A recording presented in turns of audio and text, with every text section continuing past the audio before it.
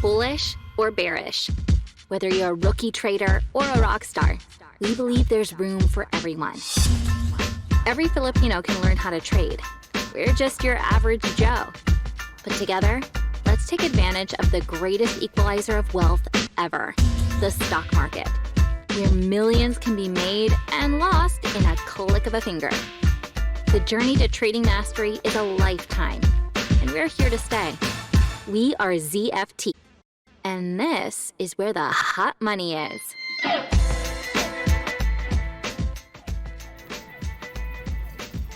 Hello, good evening, good morning kung saan kayo today. What we're going to be doing is just a walkthrough kung paano yung P2P trading in Binance and how we can buy those DeFi coins if you do decide to stake them and join the ZFT Frozen Hands Club. Alright, so let's get into it. So first thing, syempre, kailangan mo munang i-fund yung account mo. So we're just going to go to Binance. And once you're here, we're just going to refresh. You want to go to P2P trading. So this one I really recommend. Now, if you don't want to go to, advanced type or kung wala naman kayong suki na seller, what you can do is go to Express and then select kung ano yung currency that you want to be buying your coin. So you can choose kung anong coin yung gusto mo. Pwedeng BTC, pwedeng USDT, but basically, what you want to do is either choose USDT kung gusto mo mas stable yung price and just choose kung ano yung amount na ilalagay mo. Usually, in the Philippines, if you're going to be paying 2 pesos, meron tayong 50,000 amount. But here, I'm just going to put in 49,000 just to be on the safe side. So, notice, I'm going to get it at 48.49. Pero this is just a reference price. We will still have to see kung ano yung magiging best offer. So here, pag select mo doon, makikita mo dito yung back transfer, GCash, PayMaya, other, ways to pay. So I'm just gonna go to back transfer since I'm gonna get it at the lowest price possible. Click confirm purchase and just wait for this to load and ayan na. Lalabas dito kung sino yung gusto mong anong account details yung kailangan mong sendan ng pera. So I'm just gonna copy the details here. My bank is with BPI. So first, I'll just have to log in over here and transfer some of my money to that account. So I'm gonna use my savings. I'm gonna put 49,000 and then transfer to other bank. Union Bank yata yung bank niya. So UBP, transfer using account number. Use InstaPay. Account number is here. And then, ano ba to? Yung pangalan niya is C. I'm just gonna be copy-pasting para mas mabilis. Notes, you can just leave that blank. You don't want to put in crypto. Baka ma-intercept ng bank and probably your account's gonna be blocked. So I'm just gonna put here next. Agree, confirm. And then, I have my mobile over here. So, I need to approve it first. So once I have approved it on my mobile, I'll be taking a screenshot. Hopefully ma-approve to. Yeah. So I have approved my transfer. I'm just gonna take a screenshot of that. And then copy here, crop. I'm just gonna save it into a P2P file. So, saan ba si... And ngayon, this is a chat box where you can interact with the seller, if you want to be chatting with the person for a while. But ako, diretso na ako eh. Kumbaga, kung kausapin ko siya, dapat nakapag-deposit na ako. So, saan ko ba nilagay yun? And so, once it's there, send. And then, click transfer next. And then confirm. So normally, sobrang bilis lang yan. It will take like 5 to 10 minutes unless tulog yung seller mo. Yung mga cases daw na ganun. But ayan, hihintayin na lang natin yung payment. Pagka na-confirm niya na pumasok na yung kanyang payment, then ayan. Bale, we'll be receiving our USDT. So, ayan na. Nakuha na natin yung ating USDT. Just gonna put here, thanks. And then transfer to spot. So, hindi siya usually dume-diretso sa spot mo. You still have to transfer that, yung P2P mo. You're gonna have to transfer that to your fiat and spot. Just click max and then confirm. So, I'm just gonna go here to my overview and then go here to fiat and spot. If you don't wanna, parang pinakamabilis if you wanna transfer USDT to Bitcoin. And the reason why we're transferring, converting USDT to Bitcoin is because we want the only currency that can be converted as of the moment to DFI tokens is yung ina-accept nila is BTC. So, convert natin yan. Sobrang bilis lang din ito. And then, once it's converted, we're gonna be transferring all our BTC to DFI. So, while waiting, you can check the DFI details or chart here in the DFI chain. So, what you can do is punta kayo dito sa chart, sa TradingView, and then you can see that this is the price of the DFI USDT. It's around 3.58. I'm not sure how they got the price of DFI minsan kasi if you go to the market, if you go here overall, and then you go below, makikita mo you can buy your DFI in these markets over here. If gusto mo makamura, you wanna do arbitrage trading,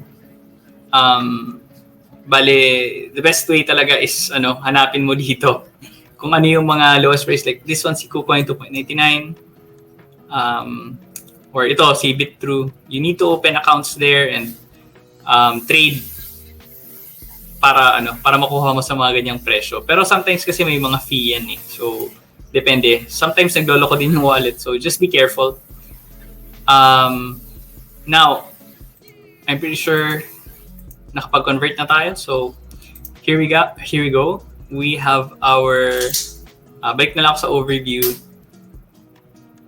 And I'm gonna go to fiat and spot. So here we have around 2,000 BTC USD worth, or around 0.054 BTC that we want to be sending to our saan ba? Dun sa ating account sa Cake. So here. So how do you deposit here yung BTC? Now if you want to deposit, first kasi hindi ka kasi pwedeng dumiretso dito unless meron kang may DFI sa Binance. So if you want to deposit your Bitcoin, here just put deposit and then you copy this, right? And then what you can do is after you copy this, punta ka sa spot and then click withdraw. So once you select withdraw, you have to nakalagay na kasi sa akin naka whitelist na, or nilagay ko sa address management yung CakeDeFi ko para mabilis lang yung transfer. So just click max and then withdraw.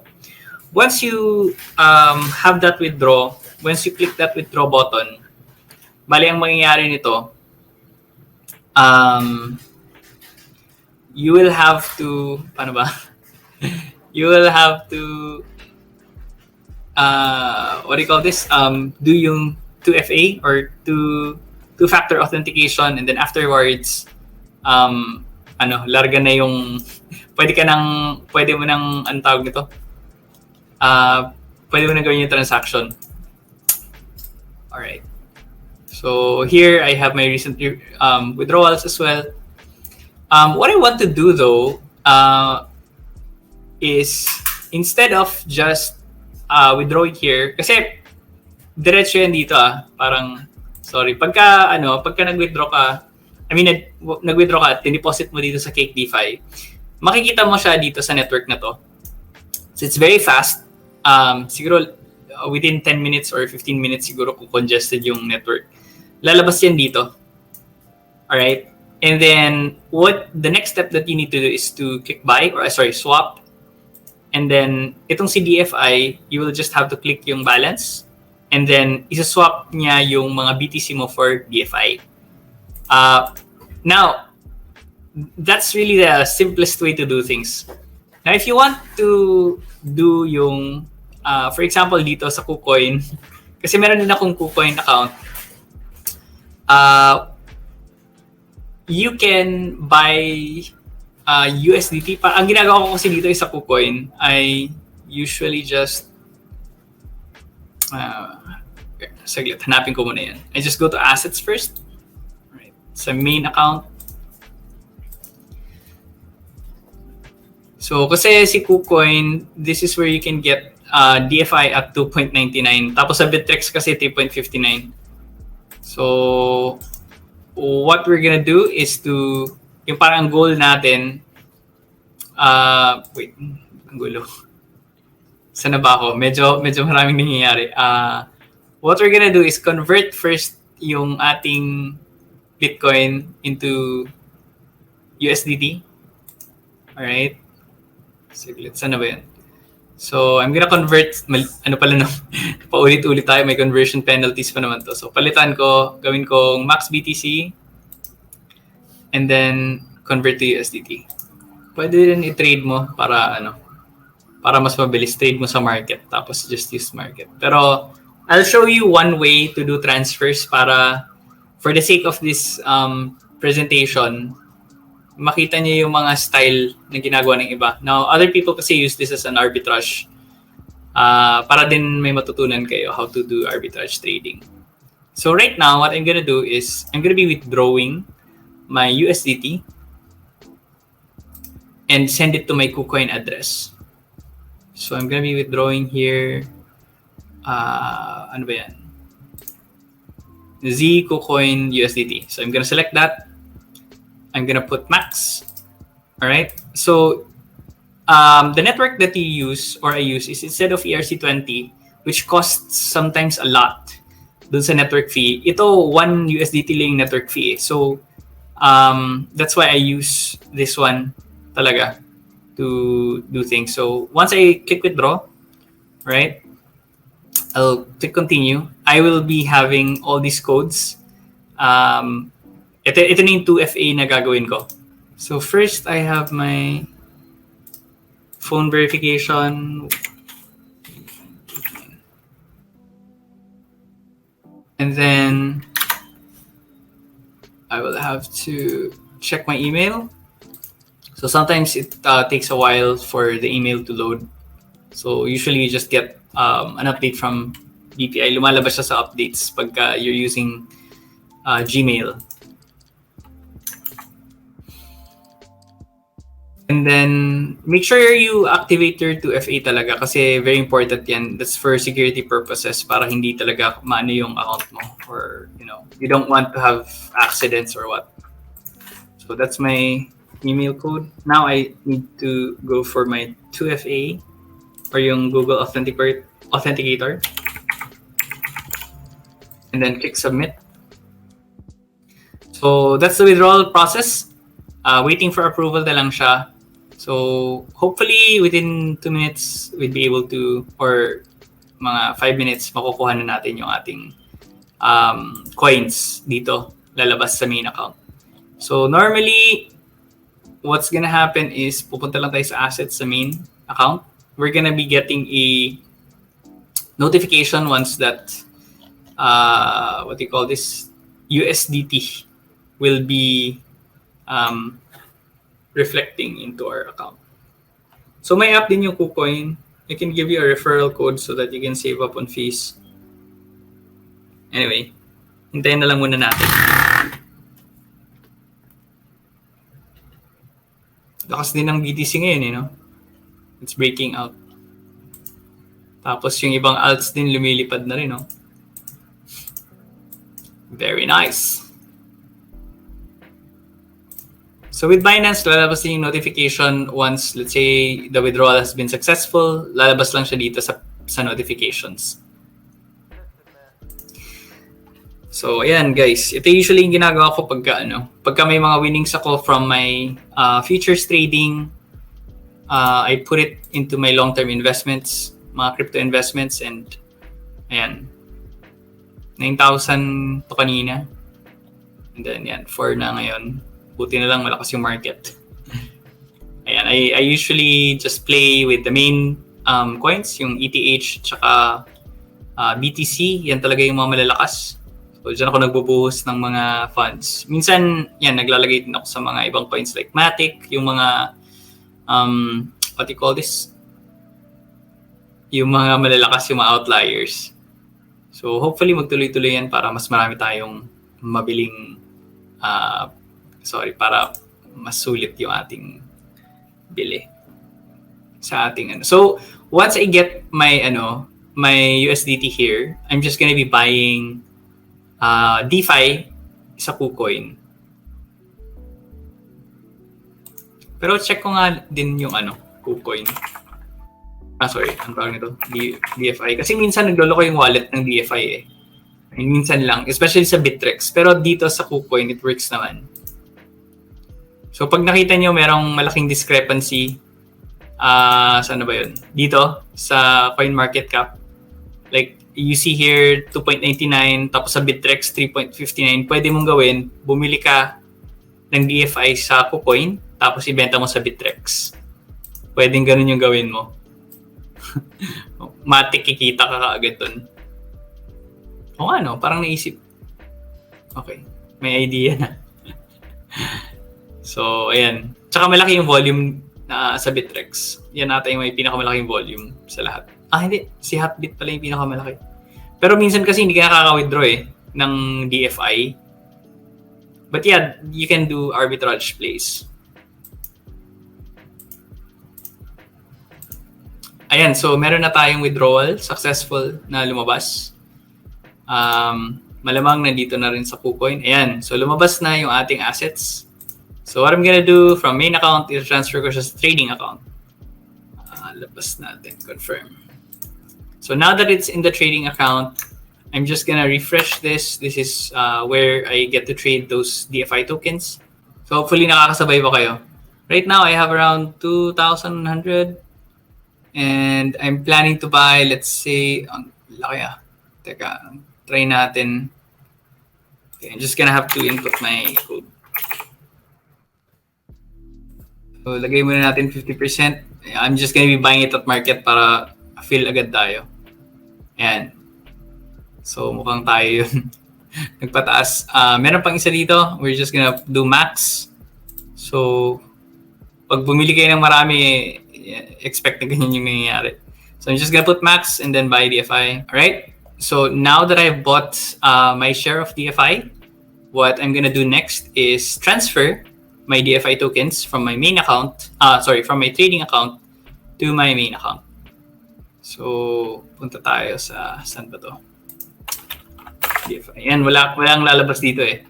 So I have to go to transfer. Saan ba yung transfer? Yan, trading account. And then I'm going to be transferring this to my main account. So I have 695.79, just confirm. And then now that we've done that, we go to our main account, right? And then click withdraw. So ngayon, meron akong naka-whitelist na to. So this one is actually if I put here dito sa deposit, ito yung aking address. So just copy that and then lalagay mo lang siya dito sa address na to. So ito nakalagay na dito sa ang tawag nito, sa quick transfers. So I'm just gonna put here yung max amount para hindi na ako just click that. And then may fee dito na 1 DFI and then just confirm. Just gonna click that. I have to input my trading account password. Okay, so now that that's done, I just have to wait for what do you call this? My DFI to be transferred. So notice wala na yung na siya. Tawag nito? Nag-processing na.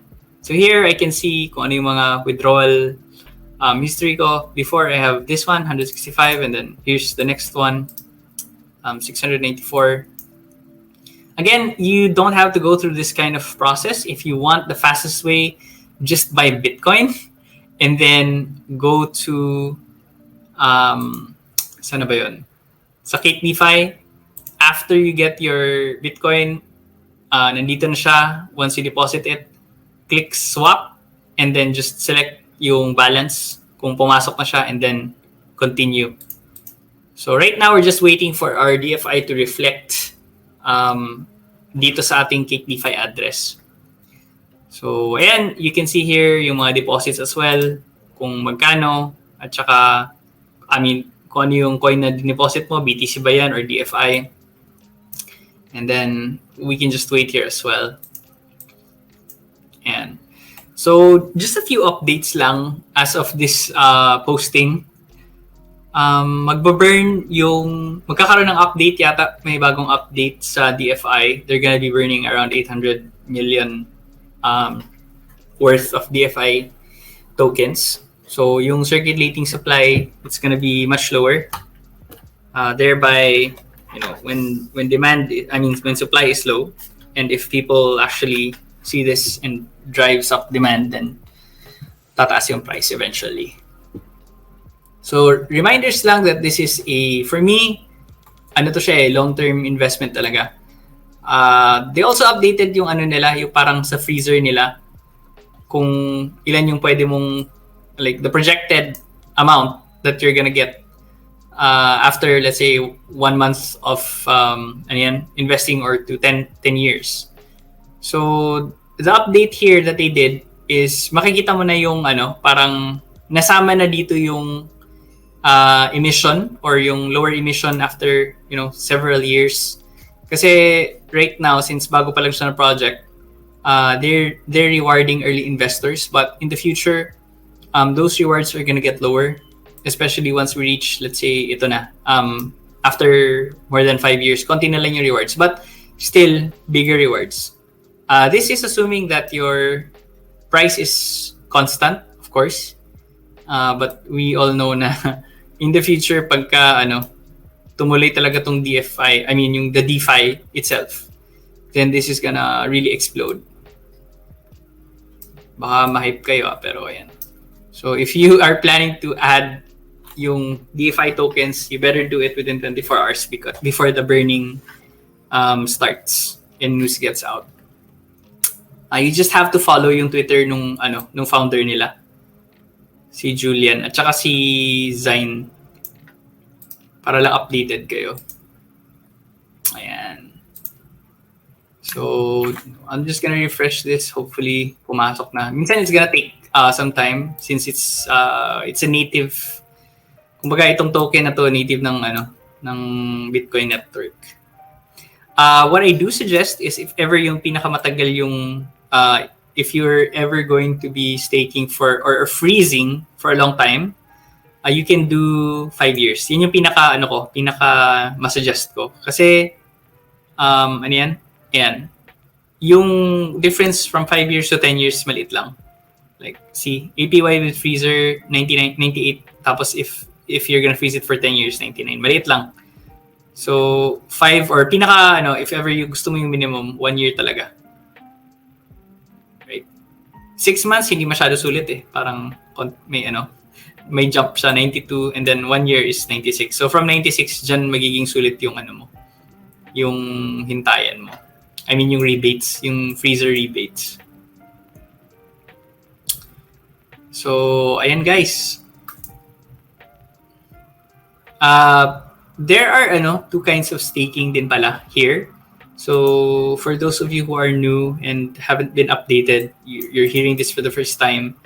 There's 2 kinds of staking here in CakeDeFi. You have the regular staking. So, if you stake DFI tokens, right, then you earn DFI, especially if you stake here in this in their website. Pwede mo rin siyang i-trade, walang problema. Now, if you put freezer, so it's the same as staking but locked in yung pera mo. So kaya may bonus yung yung freezer kasi meron siyang rebates. Ano pa ba?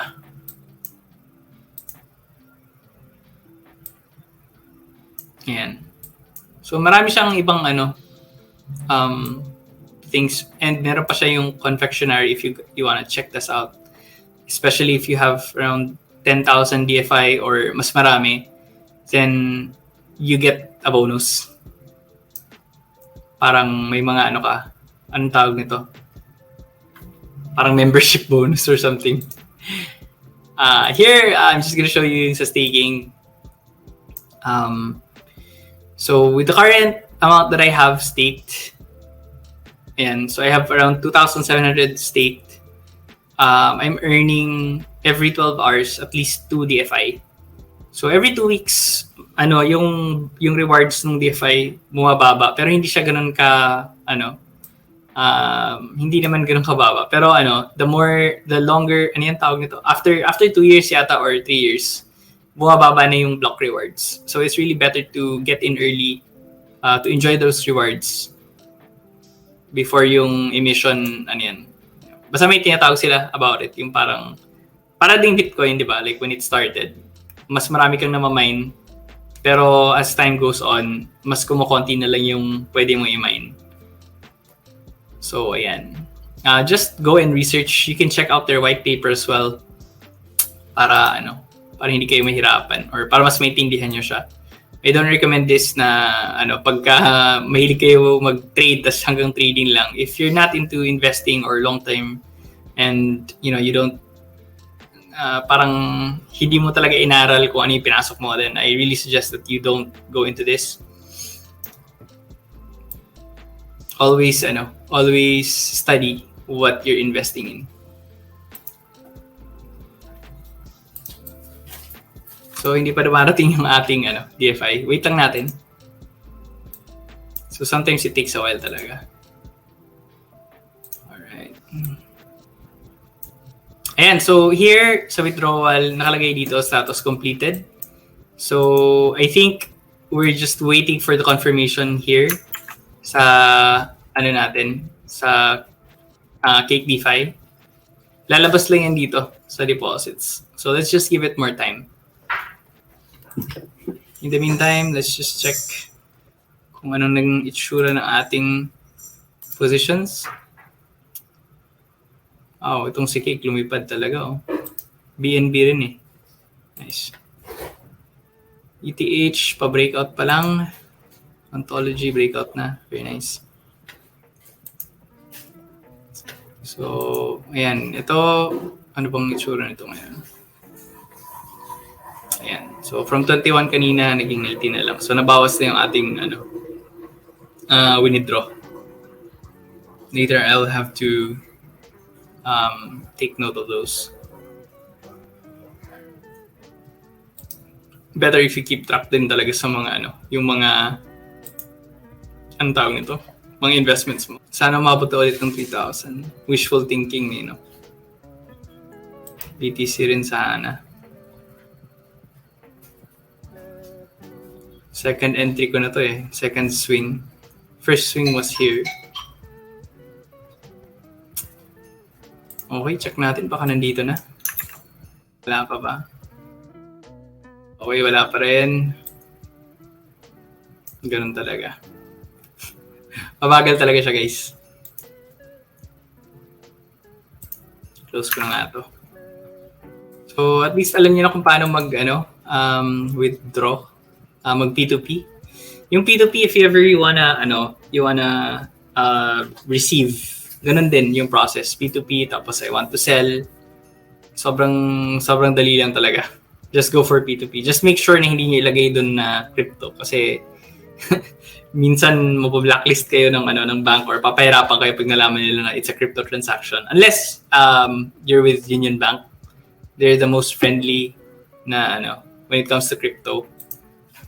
So, safe yung magiging investments mo if ever ganun. Yun nga din pala guys, pwede nyo ma-check yung blockchain transaction over here. If, let's say, kinakabahan kayo or what, makikita nyo din naman dito na parang ito yung na ita-transfer or what. Anyway, let's just wait. Ilang minutes na rin eh. Hopefully within 5 minutes okay na. 15 minutes later. Ayan guys, so dumating na yung ating DFI Yan na siya. So, yung coins natin, hindi pa siya nasa-stake. So, it's very necessary to allocate yung mga stake shares na yun. So, we just go to allocate and then go to staking. Alright? And then, you can click balance over here if you want to stake, but wait, check ko lang kasi merong mga hindi sa akin dito na DFI tokens. So, 649. Just gonna put here, allocate staking 649. Gawin ko lang 650. So, after that, I put stake. No, wait. No, that's the whole, pala. So, pwede just click this one and then stake. And then buy. So, once you have staked your coins, the next thing to do is go to freezer if you want to freeze your DFI. I mean, if you're gonna go here for long term, then why not just go and stake and freeze, right? So that's the total of DFI I can freeze. Meron ako mga hindi sa akin dito, which is magkano ba? 540. Calculate ko lang saglit. I can around 703. So I can stake around 703. So lahat yan akin. Gawin ko lang 700. Ayoko ng butal eh. Let's say 703 na. 700 na. Sorry, OC lang. So I'm gonna select next is kung gaano katagal ko siyang i-stake. So usually 1 year yung sulit or 2 years.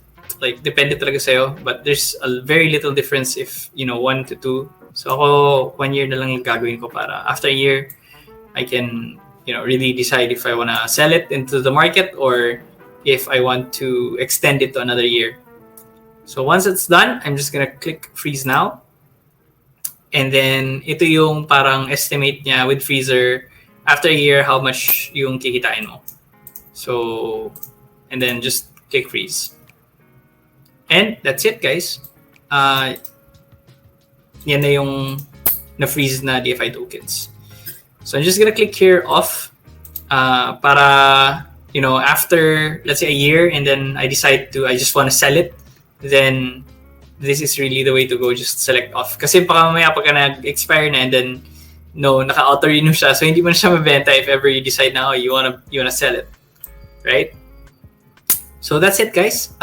That's how to do P2P from Binance and then from transferring your coins, withdrawing it from one network to another. Reminders lang, if you want to do USDT, just send it using the TRC network or yung para 1 USDT lang yung transaction cost mo. Again, if you want to make it really easy, just go here and then your Bitcoin, i-deposit mo lang dito sa address na to, and from here just swap. If you want to do extra steps like what I did with the KuCoin over here, pwede nyo rin gawin yun. Although very careful lang that you transfer it to the right address, because pagka nagkamali kayo even 1 digit when you do those transfers, that's money gone.